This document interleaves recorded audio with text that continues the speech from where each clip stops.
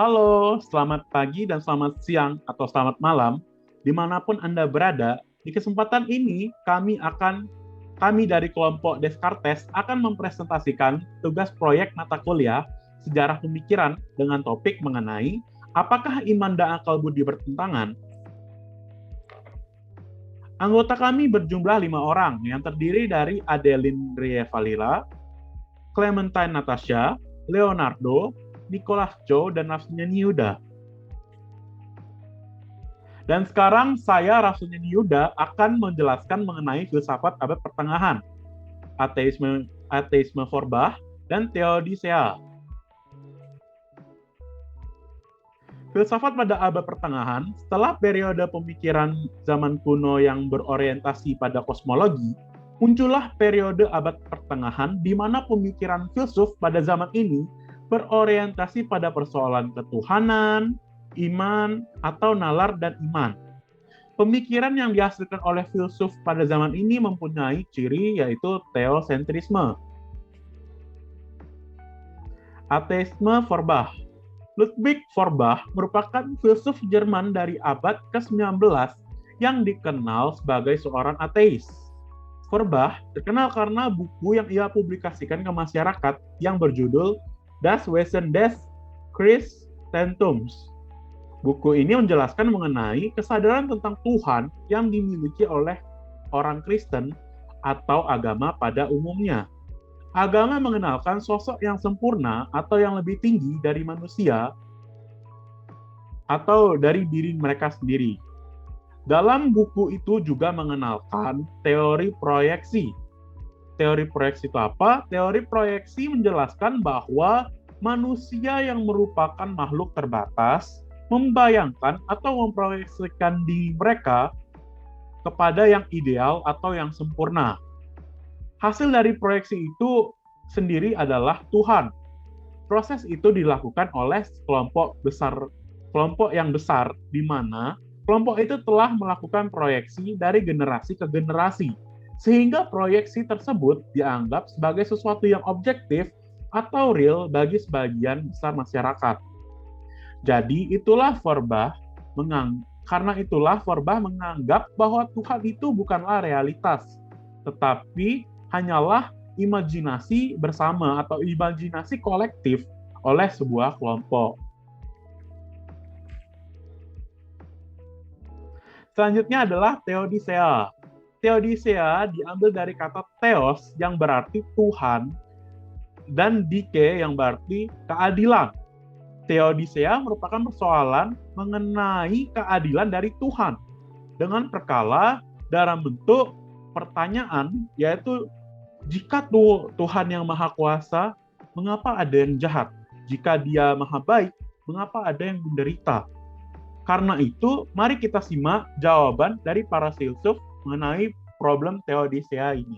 Saya Nicholas Cho dan saya akan menjelaskan jawaban Anselmus. Nah, pada tahun 1078, ada filsuf yang bernama Anselmus yang membantah argumen if it is possible that God exists, then it follows logically that God does not exist. Nah, ini itu masuk ke argumen ontologis ya. Nah, mungkin kenapa saya memisah poin 1 dengan poin 2 sampai 6. Nah, poin 2 sampai 6 ini sangat straightforward ya. Ya, nggak membuat kontroversi apapun ya, no problem. Kalau yang poin 1 ini, jika gagasan tentang Tuhan secara logis tidak koheren, maka argumennya dibilang gagal.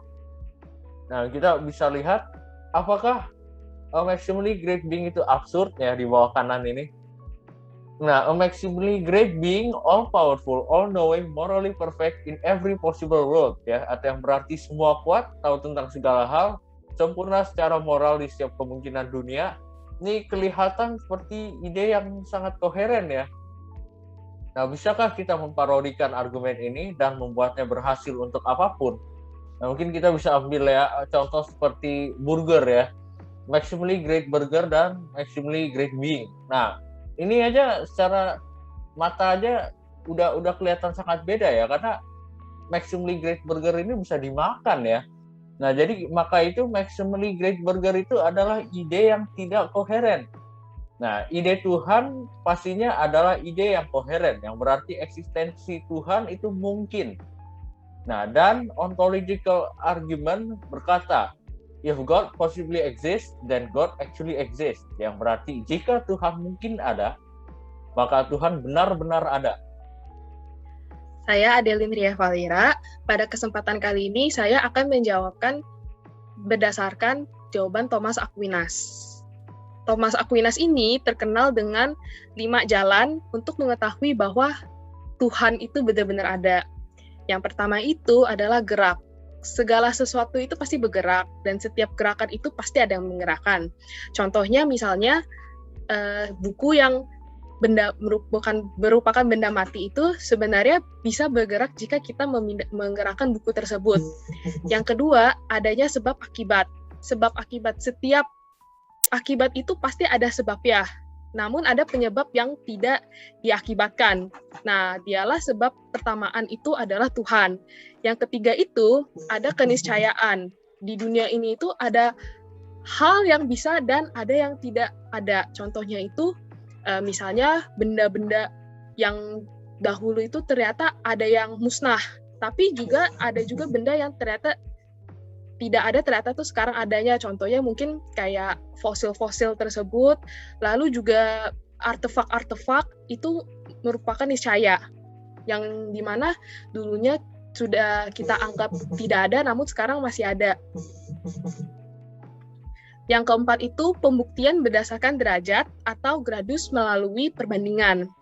Bahwa dari sebenarnya sifat-sifat yang ada di dunia ini, itu tuh ternyata ada yang paling baik yang tidak ada tandingannya. Dan yang paling baik yang tidak ada tandingannya itu adalah Tuhan itu sendiri. Yang kelima terakhir itu adalah penyelenggaraan. Segala ciptaan itu berakal budi dan mempunyai tujuan yang terarah menuju yang lebih baik. Dan semua itu pasti ada yang mengaturnya. Dan yang mengaturnya itu adalah Tuhan itu sendiri. Nama saya Clementina Tasya Putri dan saya akan menjelaskan problem Theodicea menurut Leibniz.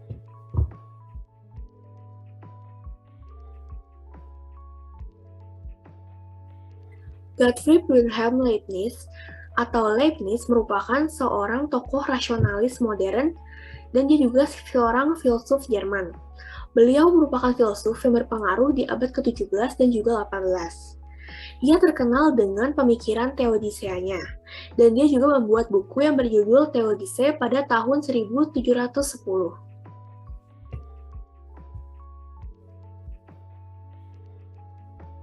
Premis dasar dari Theodicea Leibniz adalah iman tidak bertentangan dengan nalar, maka kebenaran teologis harus sama dengan kebenaran filosofis. Hal ini berarti bahwa jika kita mencoba untuk memahami persoalan mengenai Tuhan dengan logika maupun penalaran kita, maka upaya dari akal tersebut akan sejalan dengan upaya dalam memahami kebenaran iman kita. Filsafat Leibniz ini berfungsi untuk menegakkan kebenaran-kebenaran iman yang dibuktikan melalui problem Theodicea.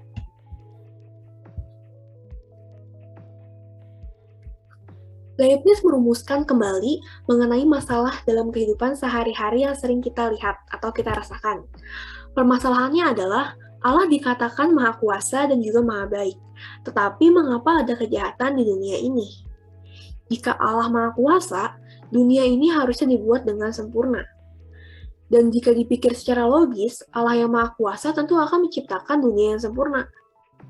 Jika Allah Maha Baik, seharusnya dunia tidak akan ada kejahatan. Nah, pertanyaan ini disebut dengan problem Theodicea. Allah yang Maha Kuasa atau Sang Pencipta alam semesta tentu menghadapi berbagai kemungkinan ketika akan menciptakan dunia ini. Sehingga tesis yang diberikan oleh Leibniz adalah dari antara dunia-dunia yang mungkin, dunia ini adalah dunia paling baik yang diciptakan oleh Tuhan.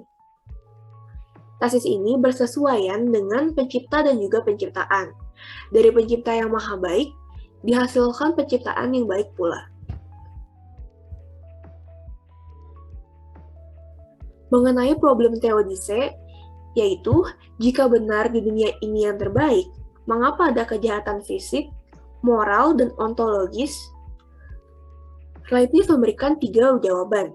Yang pertama, Kejahatan ada di dunia ini karena hasil penciptaan tidak sesempurna penciptanya. Yang kedua, manusia diciptakan dengan kehendak bebas. Yang ketiga, dalam ketidaksempurnaan dan kehendak bebasnya, manusia memilih kejahatan moral dan juga menjadi korban dari kejahatan itu. Perkenalkan, nama saya Leonardo. Saya akan membahas mengenai kesimpulan yang sudah dijelaskan pada teman-teman sebelumnya. Nah, pada kesimpulannya, pemikiran filsuf pada filsafat abad pertengahan berorientasi pada persoalan ketuhanan dan iman. Nah, ateis Feuerbach dikemukakan oleh Ludwig Feuerbach pada abad ke-19. Feuerbach mengenalkan teori proyeksi yang menyatakan bahwa manusia adalah makhluk yang terbatas, sehingga manusia memproyeksikan Tuhan yang sempurna tanpa adanya kekurangan yang berasal dari imajinasi manusia itu sendiri. Nah, tokoh yang selanjutnya adalah Anselmus. Merupakan tokoh pada tahun 1078, Anselmus membantah jika Tuhan itu ada. Dia menyatakan bahwa adanya teori ontologis, mengatakan bahwa ada kemungkinan bahwa makhluk yang sangat hebat itu ada. Makhluk yang hebat di beberapa dunia yang mungkin ada. Kemungkinan makhluk hebat ada di beberapa dunia, maka itu di setiap dunia itu ada. Jika makhluk hebat ada di setiap dunia, maka ia ada di dunia nyata. Makhluk hebat ada di dunia nyata. Oleh karena itu, makhluk agung maksimal itu ada. Tokoh selanjutnya adalah Thomas Aquinas yang menyatakan bahwa terdapat 5 jalan pembuktian bahwa Tuhan itu ada, meliputi jerak merupakan jalan pertama yang dilalui oleh manusia karena Tuhan sendiri sudah menciptakan manusia untuk bebas bergerak. Yang selanjutnya adalah sebab akibat. Dari setiap perbuatan manusia pasti akan menimbulkan sebab akibat dari baik maupun buruknya perbuatannya. Keniscayaan, di mana suatu yang tidak ada menjadi ada. Yang selanjutnya adalah pembuktian yang memiliki arti kesempurnaan, yaitu Tuhan itu sendiri. Yang terakhir adalah takdir yang menyatakan bahwa dunia ini sudah diatur dengan demikian hal yang sifatnya saling terikat. Seperti adanya penyakit, maka pasti ada obatnya. Dari dunia-dunia yang mungkin, dunia ini adalah yang paling baik yang diciptakan oleh Tuhan. Leibniz menyatakan bahwa kejahatan yang ada di dunia ini disebabkan karena penciptaan yang tidak sesempurna penciptanya. Manusia diciptakan dengan kehendak bebas. Dengan adanya kehendak bebas, manusia memilih melakukan kejahatan moral dan menjadi korbannya juga. Nah, sekian, terima kasih atas kesimpulannya.